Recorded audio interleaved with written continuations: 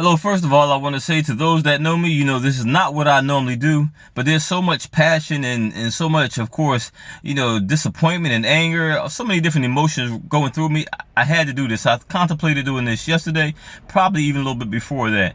But if I know you, whether it's through the community, whether it's through school, whether it's through work, whether it's through my neighborhood, people, if you have children, if you have nieces, nephews, cousins, little brothers, little sister, if you have family members, if you have anyone that you care about, I certainly support the protest, but let's not be foolish. Let's not fight injustice with injustice. We're a lot better than that. And if you know some people who are doing the wrong thing during these times, we have so much to fight for, and it's okay to fight for those things, but we got to be mindful of how we fight. I'm someone who gets a chance to talk to a lot of families, talk to a lot of young people, even visit people in prisons, etc. And some of our young people, unfortunately, are going to be visiting their family members now in prison because we're doing stupid stuff. Let's make better decisions. Of course, I understand because I'm black. So I understand. So even to our police officers, I appreciate those who are out there doing the right thing. Shoot, we have other people that do the wrong thing too. But those who need to be held accountable, let them be held accountable. Even this George Floyd situation, for sure, I'm glad that the officer was charged, and I do believe the other three need to be charged too. Even though I'm sure they have families as well, but a message definitely needs to be delivered because we've lived being examples. Somebody needs to set a better example of holding accountability to our officers. But even outside of that, please, let's fight the right way. Looting stores, hurting our businesses. We're already dealing with COVID. We're dealing with deaths around our country. All of us have been impacted one way or another, and we're not thinking. And that's what we suffer from. We suffer from stinking thinking. We got to think. Sometimes that little bit of thought will make a difference. If you're out there driving around and you breaking stuff, and you breaking in the stores and all that kind of stuff, that stuff is being recorded. It might not hurt you now, but for many of those people, it's going to hurt you later. It is not worth it. I even had a young person tell me yesterday, oh yeah, I hope my uncle's all right, because I know he went down there and he was like, even forget everybody else, forget the police. No, let's not do that. All right, let's think. Let's get together. I'm with you. I'm certainly supporting, again, the protests. Again, this racial injustice, we know that it lives. It's systematic. It's across our country. Unfortunately, it's in a lot of our leadership as well. And there are things that we can do about it.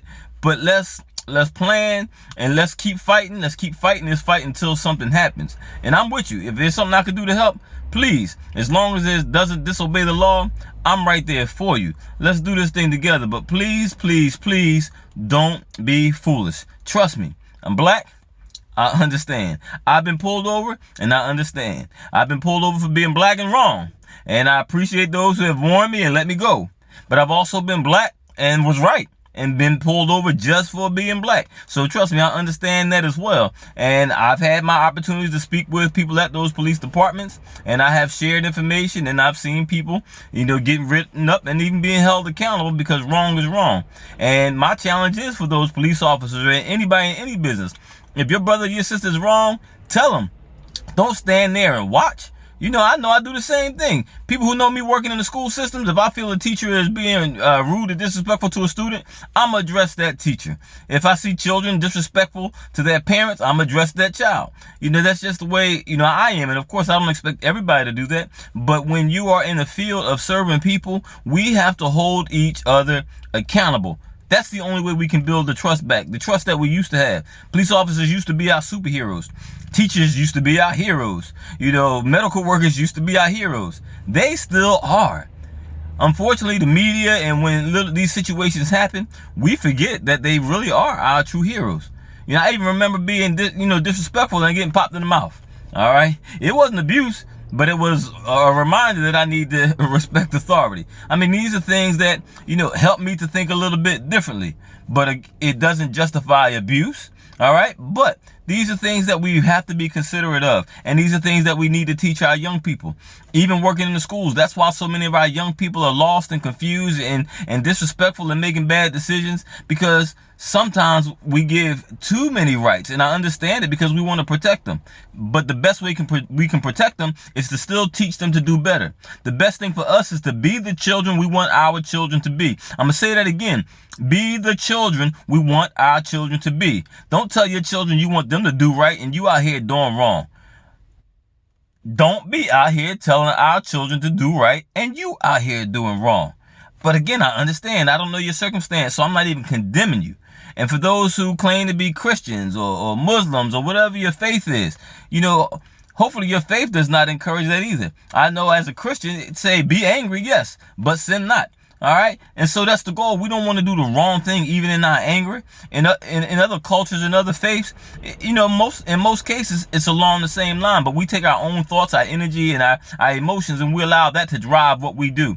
As long as we allow that to drive what we do, we will continue to hurt, and we will continue to hurt people. All right, because as we hear the cliche, hurt people hurt people. And so to our politicians, our leaders, we know that this is a result of being hurt. And we ask that you listen to us. We have a voice. Let's be solution oriented, but we have to move a little bit quicker. When these situations happen, it shouldn't take months for somebody to be charged and figure out what the sentence might be. We have to find a way to do these things more immediate to help minimize what we're going through right now. If that means that we need to get a committee together with 1 or 2 police officers, 1 or 2 politicians, 1 or 2 parents, 1 or 2 teenagers, 1 or 2 council people, 1 or 2 teachers, and they within 24 hours help to make a decision in situations like that, then make it happen. We can't go with the system of, okay, this is postponed, this is postponed. We have to do things a little bit better for our country. We have so many different things to fight against, but we're fighting the wrong fight the wrong way. We have to get rid of this stinking thinking. Let's take the same energy and make sure that we're educating our young people. There's so much injustice even in our school systems. Our kids are passing and don't know jack. All right. I don't understand it. Let's take more time out. And even to our people that are out there looting, the same energy and passion you going out there taking things that don't belong to you, make sure you're spending that same amount of time with your child and teaching them something.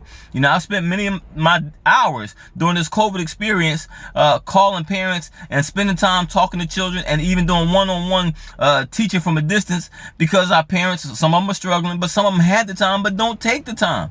I challenge you, take that time.